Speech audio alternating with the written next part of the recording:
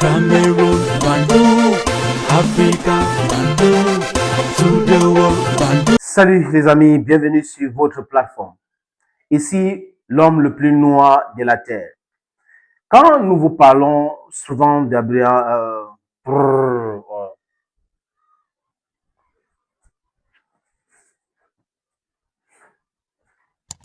salut les amis, bienvenue sur votre plateforme. Ici, c'est l'homme le plus noir de la Terre et fier de l'être. Vous êtes sur la plateforme de la vérité, la chaîne de la justice. Quand le président nigérien, Abdourahmane Tiani, accuse frontalement Alassane Dramane Ouattara, il sait de quoi il parle et je vous ai déjà dit ça à maintes reprises. Un chef d'État ne se prononce pas sans avoir toutes les informations. Je parle de chef d'État sérieux. Et au sein de l'AIS, la confédération de l'AIS, tous les chefs d'État là sont très sérieux. Assimi Goïta, c'est un président sérieux. Ibrahim Traoré, c'est un président sérieux. Abdourahmane Tiani, c'est un président sérieux. Ibrahim Traoré ne peut pas accuser Alassane Dramane Ouattara de fomenter son assassinat tout le temps sans avoir une base réelle. Il a des informations que nous n'avons pas. Abdourahmane Tiani ne peut pas se lever pour accuser Patrice Talon, Alassane Dramane Ouattara pour rien à maintes reprises et répéter les mêmes scénarios.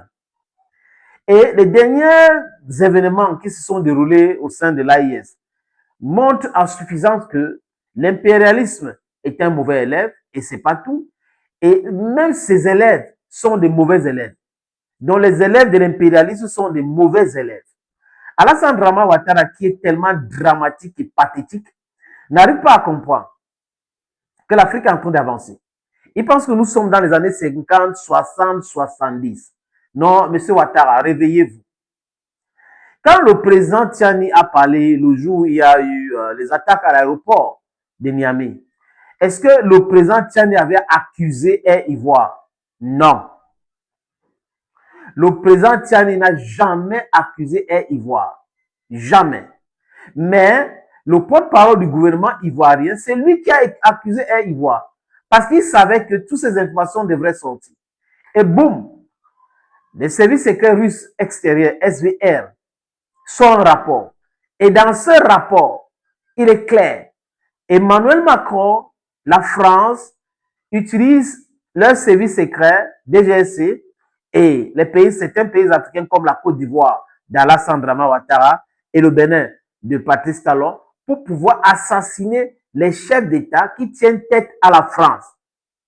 Et les premiers chefs d'État dans leur liste, c'est Abdourahmane Tiani, Ibrahim Traoré, Assimi Goïta. Donc voilà les chefs d'État que ces voyous-là veulent tuer. Et depuis que le rapport des services secrets russes est sorti, est-ce que vous avez entendu la France officiellement prendre la parole par rapport à cela? On parle quand même de l'assassinat des chefs d'État. Ce qui s'est passé au Venezuela a inspiré Emmanuel Macron.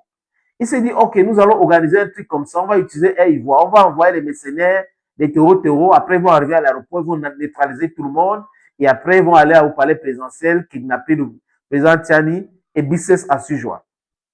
Pourquoi l'aéroport? Parce qu'il y a une base aérienne là-bas où on a stocké l'uranium du Niger. Donc, du coup, il fallait attaquer cette base-là. Alassane Dramane Ouattara, pourquoi il est encore pathétique? Il est pathétique parce que il s'est fait utiliser pour détruire un pays africain. Et l'histoire du Niger, récente ou ancienne, il connaît très bien, il la connaît. Ouattara, quand il était chassé en Côte d'Ivoire par Bédier, était allé se réfugier au Niger. Et au Niger, on lui avait donné la résidence, on lui avait donné tout, la nourriture, tout. Mais il a vite oublié. Oui, parce que quoi? Dans sa tête, c'est que s'il était au Niger, c'est parce que la France a voulu. Oui, la France a voulu parce que la France contrôle le Niger. À cette époque-là. Mais c'est le Niger. C'est pas la France. Donc, vous avez un enfant d'Afrique où il vient du Burkina Faso, tantôt il est burkinabé, tantôt il est ivoirien parce que tout le monde sait qu'il est voltaïque. Il est dirigeant en Côte d'Ivoire aujourd'hui. Quand on vous parle de la monnaie africaine, il entre là-bas pour torpiller tout. Et à l'autre qui pense qu'il est super intelligent, alors que c'est un dirigeant vassalisé à un degré vraiment très élevé. Je parle de Patrice Talon, ou Pathétique Talon, c'est un Béninois qui m'a dit que désormais, sénateur, si tu veux appeler Patrice Talon, il faut l'appeler plutôt Pathétique Talon, comme tu appelles Alassane Dramatique Ouattara. Donc voilà des gens qui veulent détruire l'AES. Qu'est-ce que l'AES a fait de mauvais? Rien du tout. C'est des pays qui se sont assumés, ils se sont levés pour s'assumer. Et pendant ce temps, vous pensez que la France utilise seulement la Côte d'Ivoire et le Bénin? Non, même le Tchad. L'office d'Idriss Déby était à l'Élysée, rencontrer Emmanuel Macron. Emmanuel Macron veut aussi utiliser le Tchad pour déstabiliser le Niger. Et ce monsieur au Tchad, là, il a accepté de jouer le jeu. Mais on est en train de déconstruire cela. Pourquoi? Parce que en dénonçant, ça rend l'équation tellement difficile pour eux. Mais il doit savoir, comme le président Tchani a dit, vous voulez nous déstabiliser, vous nous amenez l'insécurité. Nous allons vous proposer cela. Donc le Tchad ne peut pas dépasser le Niger. Le Bénin ne peut pas dépasser le Niger. C'est que les Nigériens sont occupés à leur sécurité. Les Nigériens sont occupés à leur économie, à grab, comme on dit en anglais, grab their independence, political and economic independence. Et pas se faire utiliser comme Kaka Déby du Tchad, comme Patrice Talon du Bénin, comme Alassane Dramatique Ouattara de la Côte d'Ivoire. Mais ils vont gagner quoi? Imaginez un seul instant que Tchani est assassiné, que Ibrahim Traoré est assassiné. La Côte d'Ivoire va bénéficier quoi dans ça? Rien du tout. C'est la France qui va bénéficier. Donc, vous voyez qu'on a des dirigeants africains qui travaillent pour le White Capital Monopoly, qui travaillent pour l'intérêt de l'impérialisme. Et quand on dénonce, non, vraiment, il ne faut pas accuser mon président. Le président Ado n'a pas fait ci. Le président Ouattara, c'est le président le plus dangereux de l'Afrique de l'Ouest. Je répète, Alassane Dramatique Ouattara, c'est le président le plus dangereux de l'Afrique de l'Ouest. Si ce n'était pas un président dangereux, comment un président peut permettre à une compagnie aérienne de transporter ces terreaux pour aller déstabiliser le Niger? Ce n'est pas la première fois. Rappelez-vous des 46 soldats arrêtés à l'aéroport de Bamako. Il avait procédé de la même façon avec des gens qui disaient qu'ils étaient minusés. On les a arrêtés à l'aéroport. Après,